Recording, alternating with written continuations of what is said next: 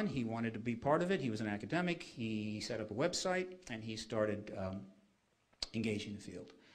He came on my radar. I was extremely impressed. He was also nearby. I'm based in Washington area. He was in American University. So I'm going to tell you a very quick story. This is the one that's going to maybe take me over my hour. Of course, I'm going to beg for more time. I'm just telling you now. Point is that, and this is a great story, though.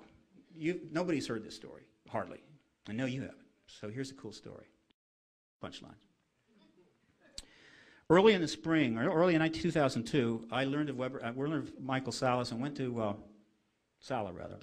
Robert Salas is one of the key witnesses. Went to see him at American University, told him I was going to put an X conference on that year. I wanted him to speak. It was absolutely appropriate that he had to speak.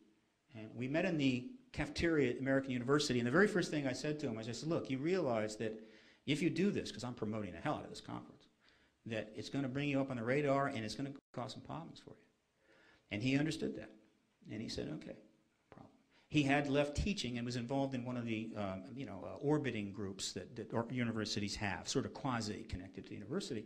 He was working on peace at the time. It was so out of fashion, but somebody had to do it. And the only caveat was that when I put his bio up, we wouldn't mention AU at all, because he needed to sign his new contract and get that out of the way. And so when he signed the contract, I then put American there.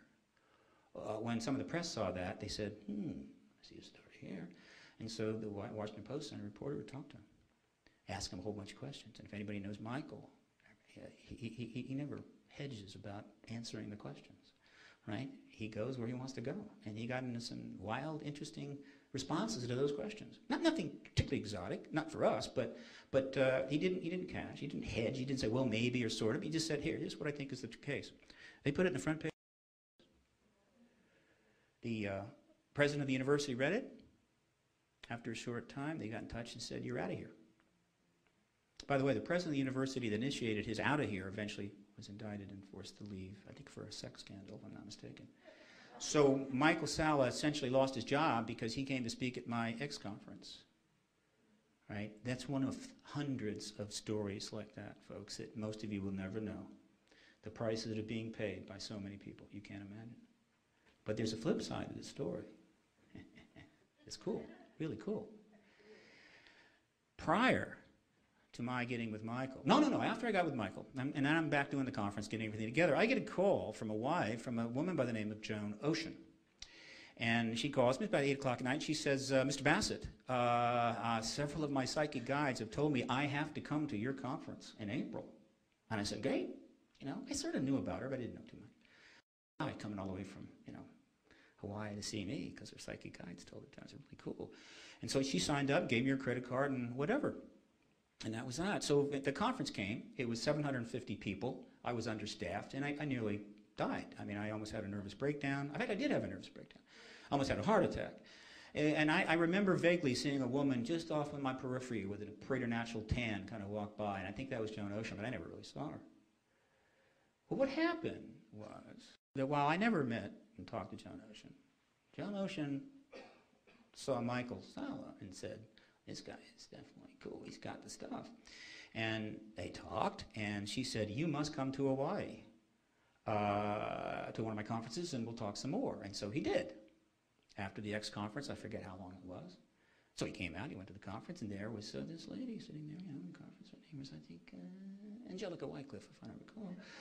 And, they both had hands. They looked at you and said, wow, some resonance going on here, and they swam with the dolphins, and the rest is history. And so let's be really clear about this. Make notes, all right? 50% of the credit for this sublime couple happening goes to Joan Ocean, and 50% goes to me, all right?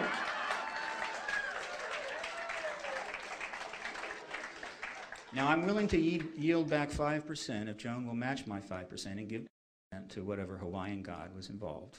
No problem, okay? It's a true story. Let's move on.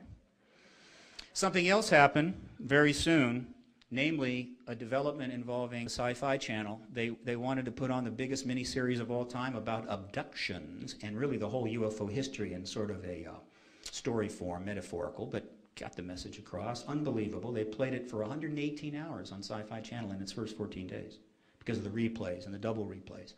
18 hours of this miniseries in 14 days. Then they took it to Britain, they took it to Canada.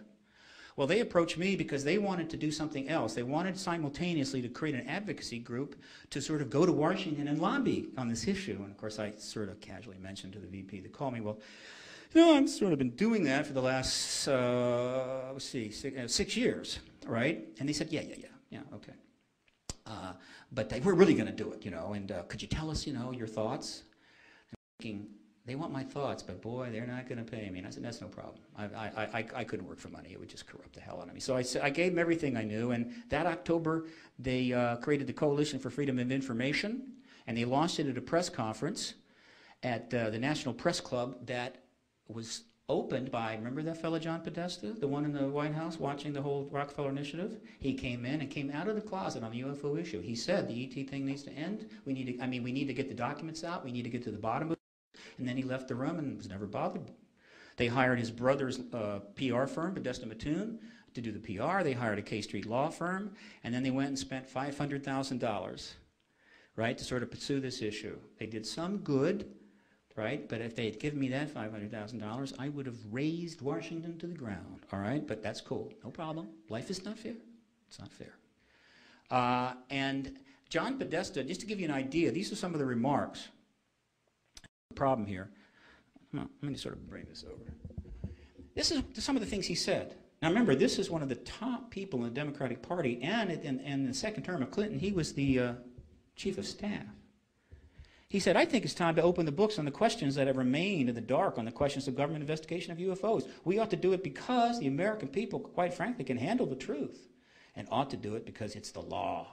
It's time for the governments to declassify records that are more than 25 years old and to provide science with data that will assist in determining the real nature of this phenomena.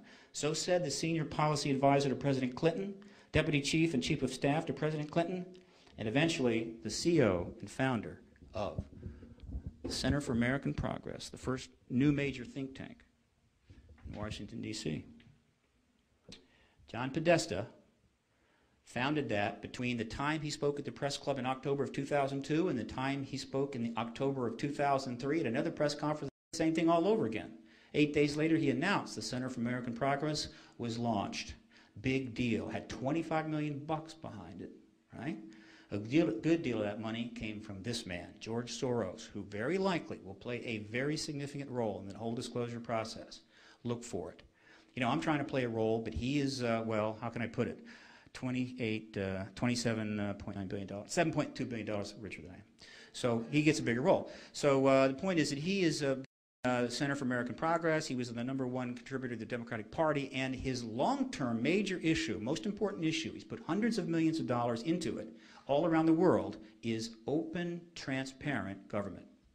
All right, so exopolitics gets underway in Canada with the work of Vigiani and Mike Bird, and they are the ones that brought Paul Hellyer into the fray in 2005.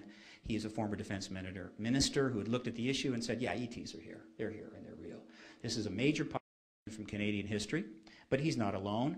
Somebody else emerged about Tesla is, but more importantly, Bill Richardson is running for president. He's one of the main candidates, and he's getting plenty of, but everybody knows he's not running for president, he's running for vice president.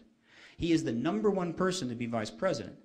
He has the foreign policy experience as the ambassador to the UN. He has national governance experience as the head of the Energy Department. Tom Vallone, do I see you out there, my friend? And of course, he's been a governor of New Mexico. He's extremely likable. He would deliver 3 to 4 states.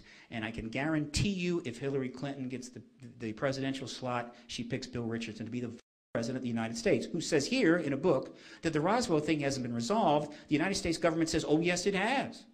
Remember? The Mogul balloon, the final decree of 1997. So he just called the entire Air Force and the CIA and several other groups liars. And he's going to be VP. And guess what? Nobody has challenged him on this. Did you see him? Did you see anybody calling him, bringing up the UFO thing to him at the debates? In Washington, D.C., if they get an angle on you, they'll take out your knees. They'll cut your feet off. But nobody brought it up to him. I think everybody's remaining silent. Why aren't they attacking Podesta and Richardson? As it happened, it would look a little foolish if they went after them. And then things blew up. Fife Symington, the former governor of Arizona, just recently came out and said, yeah, I made fun of the whole issue of the Phoenix